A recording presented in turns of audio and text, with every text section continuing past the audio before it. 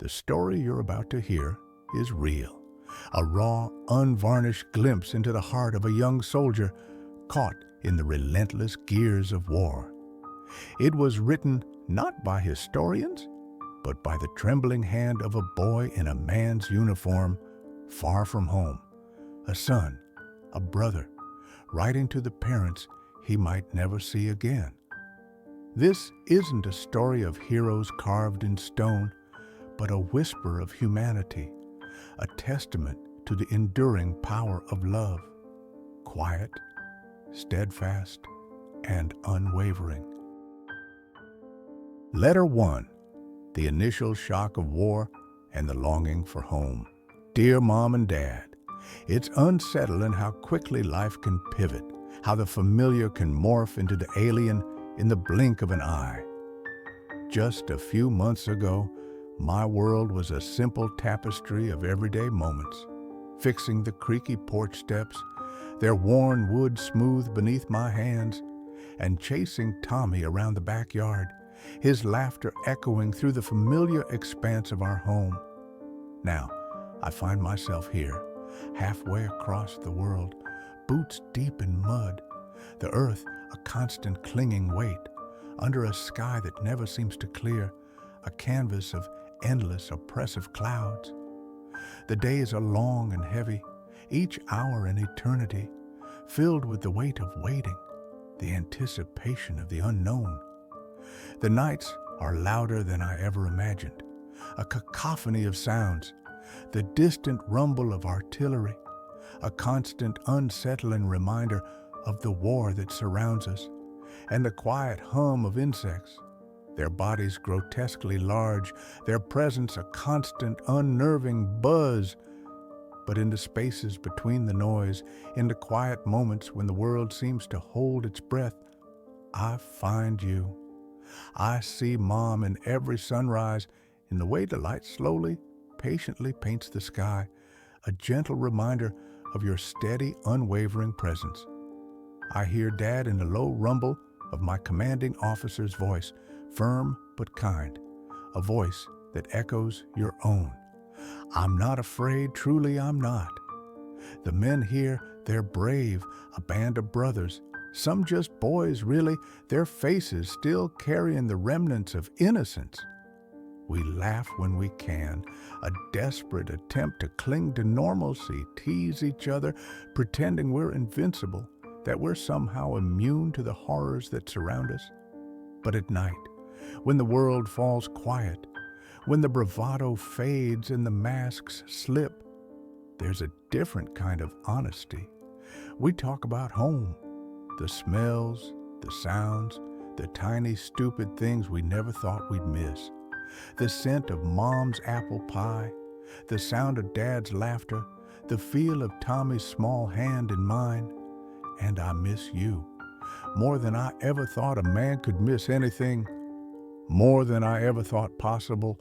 If something happens, and it might, the odds are not in our favor, know that I wasn't scared.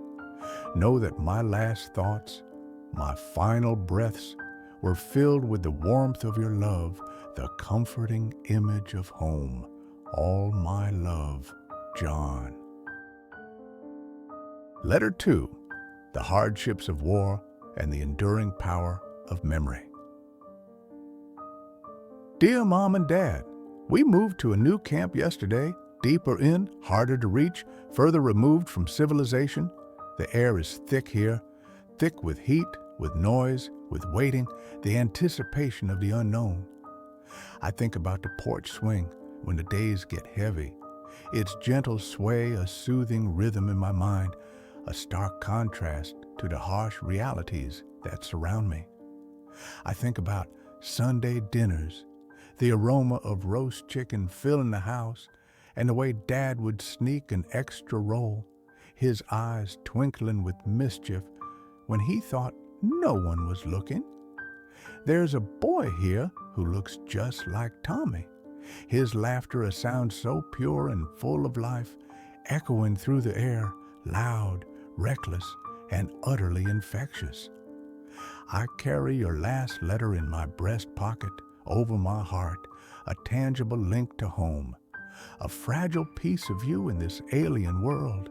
When things get bad, when the fear threatens to overwhelm me, I press my hand there and pretend it's a shield, a barrier against the darkness. I'm doing okay, all things considered.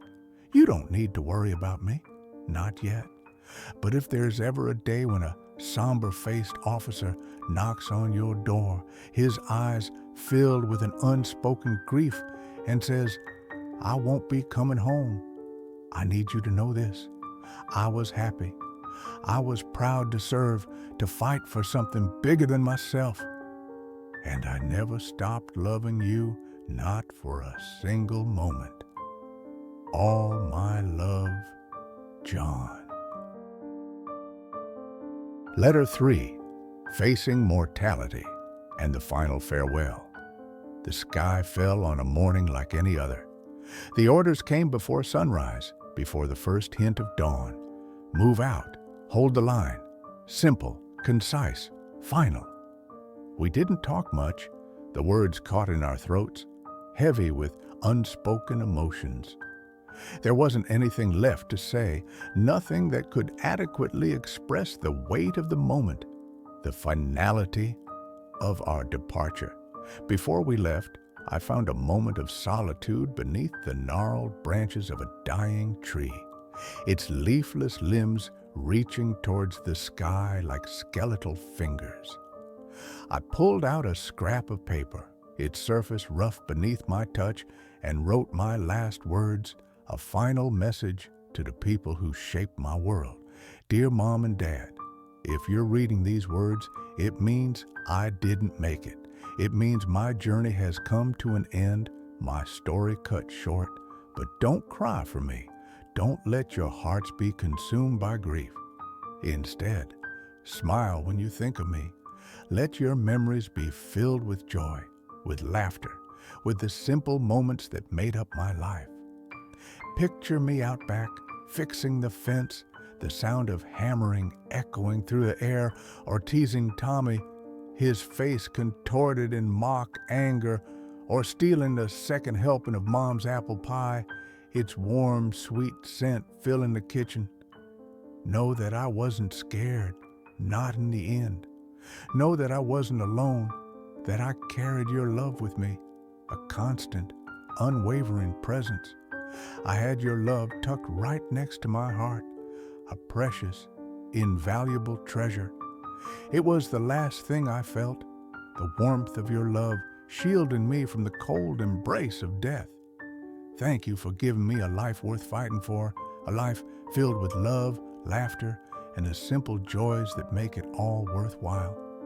Thank you for being my home, my sanctuary, my anchor in a world that often felt adrift. All my love, forever and always, John. That day, they received a knock on the door. The knock came just after dinner, its sound echoing through the quiet house, a harbinger of grief. A man in a crisp uniform, hat in hand, sorrow in his eyes. They listened, Mom and Dad, their faces etched with pain, their hearts heavy with grief. They nodded, their movements mechanical, their voices choked with emotion. They thanked him somehow for delivering the message, for confirming their worst fears. Then Mom went into John's room, a sanctuary of memories, a place where his presence still lingered. She opened his dresser drawer, its contents a familiar landscape of his life, and pulled out a battered cigar box, its surface worn and smooth from years of handling. She laid his final letter gently inside, placing it amongst his other cherished possessions. She tied a ribbon around it, a simple act of love and remembrance, placed it on the top shelf, a place of honor, and closed the drawer, sealing away a piece of her heart. She never opened it again, the pain too raw, the loss too profound. Every spring, when the world was reborn, she dusted that drawer, her touch a silent caress. Every winter, When the world was shrouded in darkness, she pressed a hand to it, her touch a silent prayer, and whispered, "Good night," her voice a soft, broken melody. Because love, real love, doesn't vanish, doesn't fade, doesn't disappear into the abyss of time. It lingers, a constant presence, a gentle hum in the quiet moments, a soft whisper in the wind. It waits patiently, like a letter, unopened, but never unread, its message etched in the heart forever. Thank you for listening to John's story, a testament to enduring love. If it touched you, please leave a comment, share your thoughts, or simply a moment of silence. Like and subscribe for more stories. Until next time, take care and hold your loved ones close.